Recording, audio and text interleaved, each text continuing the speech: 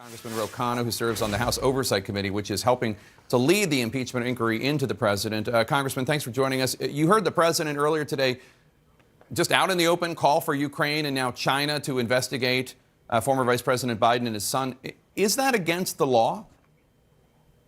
It is, Jake. I mean, there is no factual dispute here. The president is brazenly committing impeachable acts on national television. He's soliciting foreign interference to get dirt on a political rival. He's frankly rejecting George Washington's farewell address, where George Washington warned this country that the downfall of our constitutional republic would be foreign influence. So what's the exact crime? Conspiracy to, I don't know exactly what the law is. I understand that you think it's impeachable, which is a political call. And I understand people think it's an abuse of his office, an abuse of power. Yes. But what's the law that he's breaking?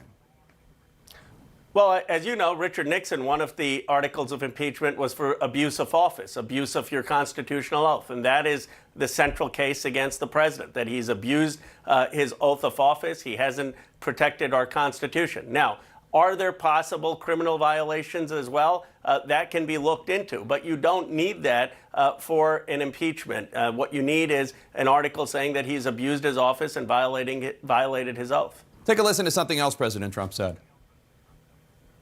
Well, I think Biden is going down, and I think his whole situation, because now you may very well find that there are many other countries that they scam, just like they scammed China and Ukraine.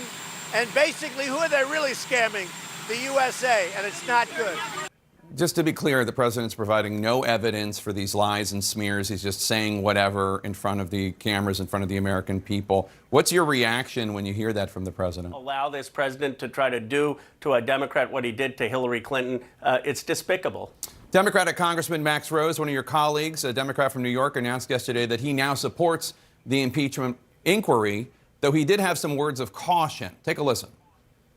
What's most important here is that we do not jump either to any conclusions. This is a sad, sad day for America. No one should cheer this. No one should applaud it. There were Democrats that signed on to impeachment before they were even sworn in. That's absolutely wrong.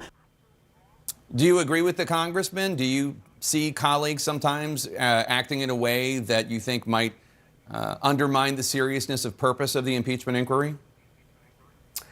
I haven't. I respect Representative Rose, and I'm glad that he's now for impeachment inquiry. I don't know a single colleague who was for impeachment before the president was sworn in. There were many Democrats who even went to his inauguration, as did I. The president has signed 2 of my bills. Speaker Pelosi is still calling on the president to work on prescription drugs. And Speaker Pelosi talked about sadness as well. No one wants to go through an impeachment inquiry that by definition is going to further polarize this country. But we have a constitutional responsibility, and we can't have a president out there saying to foreign leaders, come meddle with our democracy. So we have no choice but to do this. All right, current Congressman, Khanna of California.